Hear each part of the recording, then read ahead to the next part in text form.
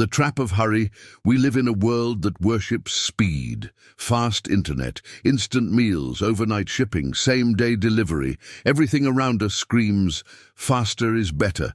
And little by little, without realizing it, our souls begin to absorb this message. We start expecting life, relationships, even God, to work on demand, like an app that should answer the moment we tap. But here is the truth. What works for technology will destroy your faith if you apply it to God. Because the kingdom of God doesn't run on human deadlines. It runs on eternal timing. Think about how often hurry has shaped your emotions. You pray and want an immediate response. You work hard and expect instant results. You step into a new season and expect fruit overnight. And when it doesn't happen, frustration rises, anxiety multiplies, and doubts begin to whisper. Maybe God isn't listening. Maybe he forgot me. Maybe I'm doing something wrong. But what if the problem isn't God's silence?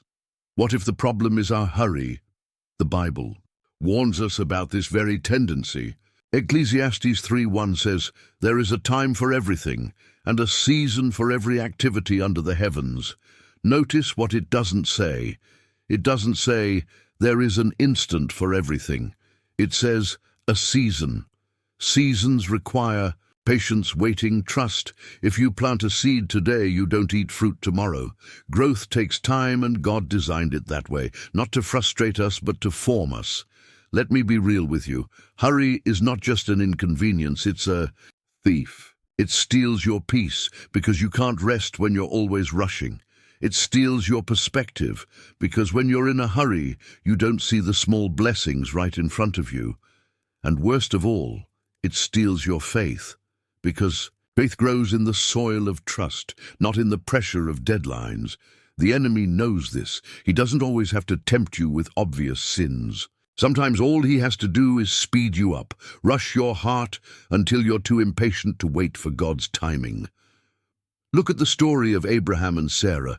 God promised them a son, but years passed without results. Their hurry birthed Ishmael, a decision made out of impatience that carried consequences for generations. Why? Because they tried to force what only God could deliver. Hurry always tempts us to build with human hands what only God can build with his Spirit. And when we fall into that trap, we don't just delay blessings, we damage ourselves. Now compare that to Jesus. He lived with purpose, but never with hurry. He walked at the pace of peace. People tried to rush him many times. Come quickly, Lazarus is dying. Yet Jesus waited not because he didn't care, but because the Father's timing was different. And when he finally arrived, his delay set the stage for a greater miracle. Not just healing, but resurrection. Do you see it? What looked like slowness was actually sovereignty. What looked like neglect was preparation for glory. So let me ask you, has hurry become the enemy of your faith? Are you demanding from God what he only releases in seasons? Are you measuring his faithfulness by how fast he answers? If so, pause, breathe. Remember that the God who created time is not controlled by it. He doesn't rush, but he never fails. And here is the promise. If you resist the lie of hurry and embrace God's timing, your faith will grow roots deeper than anxiety can shake. Because hurry says, I need it now. Faith says, I trust him still. And that difference changes everything. Hurry feeds anxiety. Faith builds patience. Hurry is not neutral. It always creates pressure. It makes you feel behind, like life is a race you're losing. You wake up checking the clock, scroll through social media and see everyone else ahead, and suddenly your heart races. That inner voice whispers, you're late, you're missing out, you should be further by now. But friend, that is not the voice of God. That is the voice of a culture addicted to speed. God doesn't measure your worth by milestones or deadlines. He measures your growth by trust and obedience. Isaiah 40:31 gives us a radical alternative. But those who wait on the Lord shall renew their strength. They shall mount up with wings like eagles. They shall run and not be weary. They shall walk and not faint. Notice the sequence. Renewal comes not from rushing but from waiting. True strength isn't built in hurry, it's built in patience. Eagles don't flap wildly trying to stay in the air. They soar, carried by the wind. In the same way, faith learns to ride the wind of God's timing instead of exhausting itself trying to control outcomes. But here is the hard truth. Waiting feels unnatural. Our flesh hates it. Our pride resists it. We confuse waiting with wasting. Yet waiting is never wasted when it's with God. In waiting, your roots go deeper. Your faith grows stronger. Your soul learns resilience. Without waiting, your faith stays shallow, easily shaken when storms hit. Waiting is the classroom of faith, and hurry wants to drop you out. Think about your own prayers. How many times have you asked God for something, and then, when the answer didn't come quickly, you took matters into your own hands? Maybe it was a relationship you forced, a financial decision made in fear, a career move done out of panic. Each time, hurry led you into anxiety and regret. And yet, God in His mercy keeps inviting you back. Wait for me. Trust me. My timing is better than your urgency. Here is where I want to pause and speak directly to you. If this message is connecting with your heart, don't keep it to yourself. Click subscribe right now, like this video, and share it with someone who needs to hear that God's timing is not delayed. It is perfect.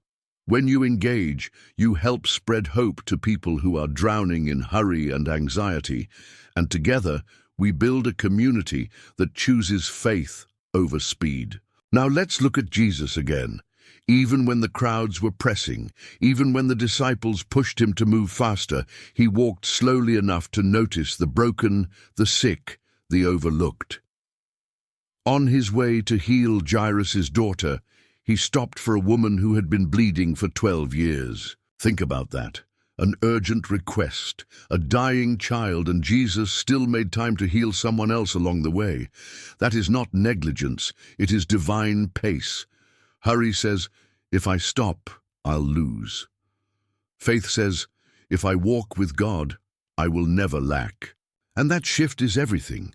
Because once you see that the Son of God Himself never lived in a hurry, you realize that rushing is not holiness. Speed is not spirituality.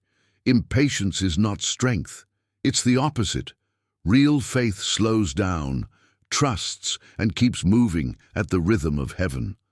So the question for you is this: will you keep letting hurry drive you into anxiety, or will you let patience build your faith? The world says, run faster. God says, wait and rise higher. Choose wisely.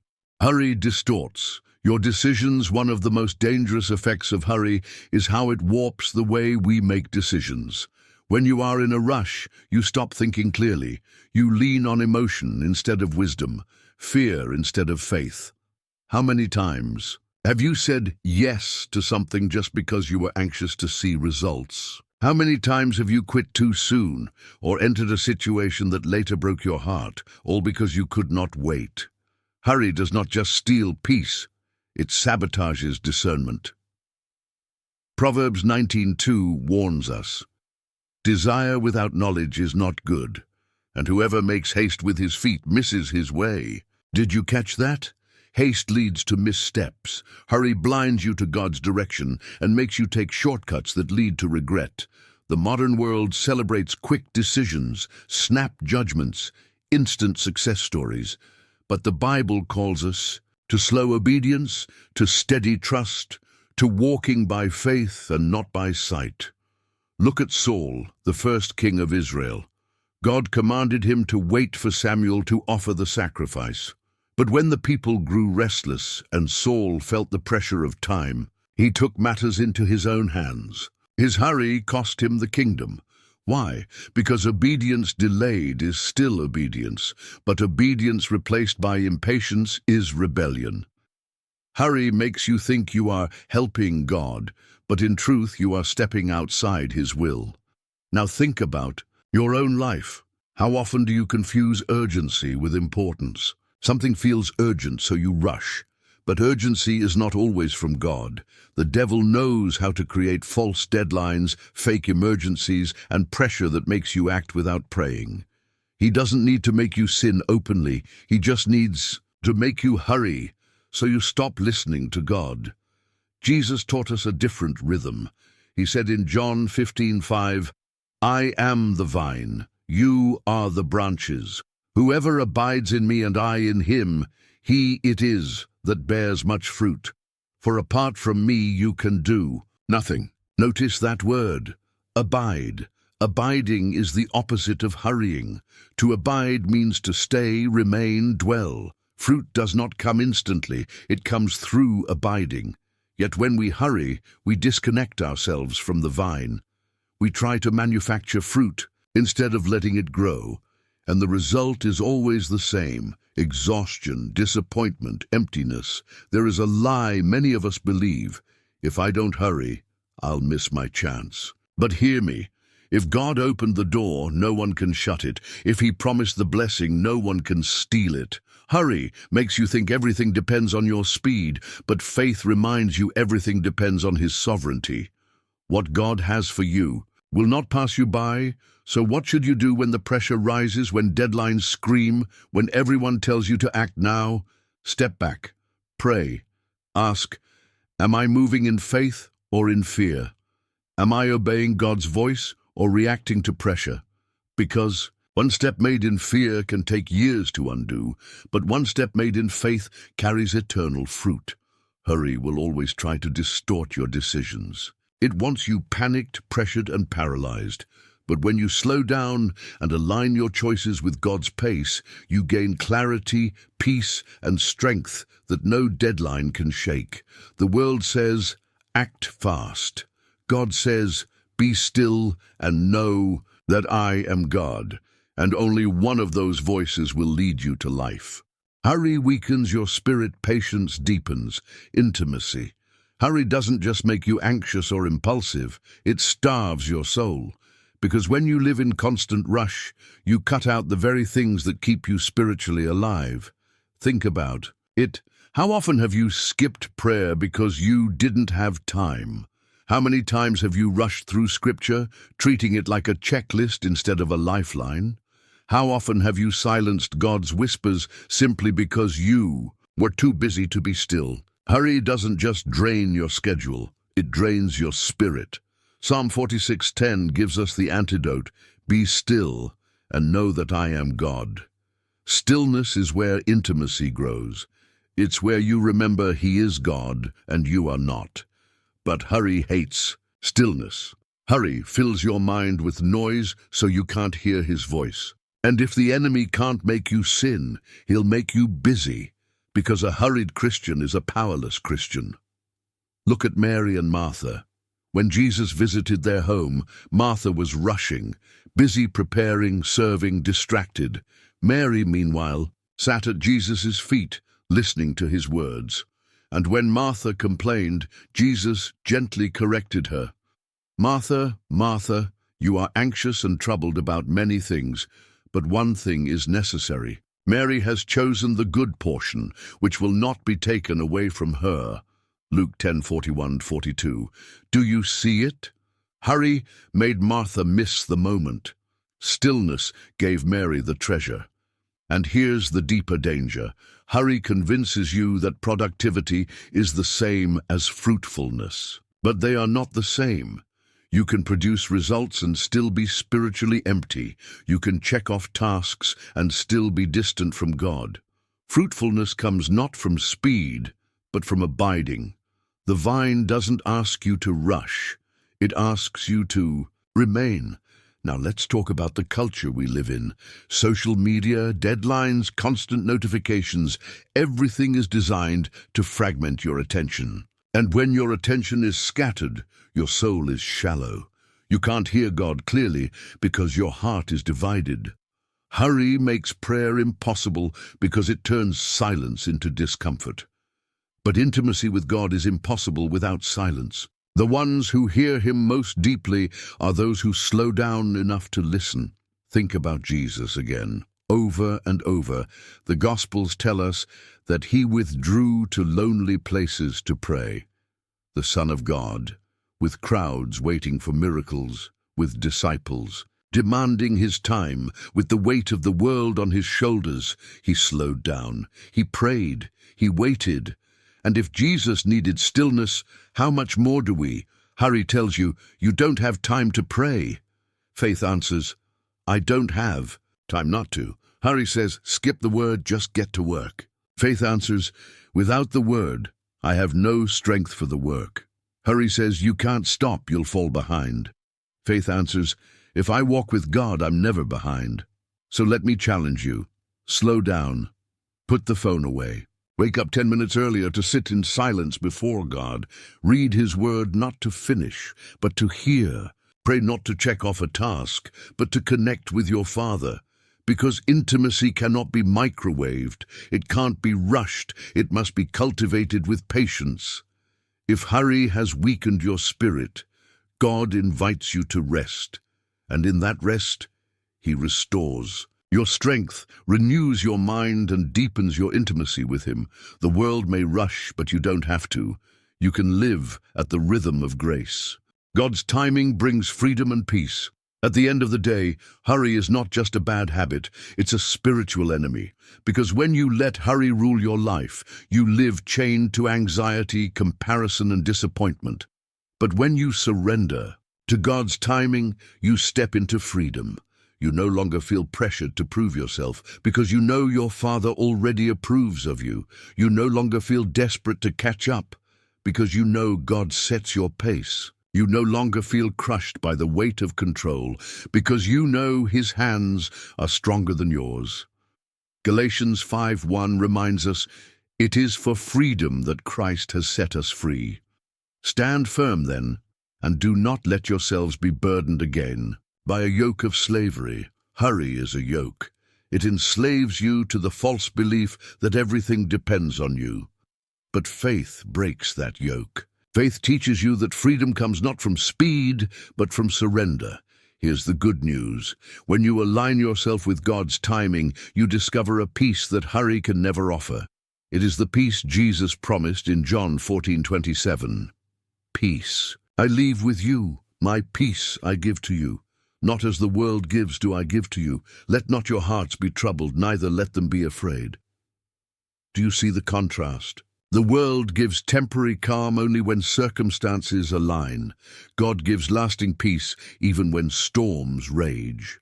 And that peace is only possible when you stop rushing and start trusting.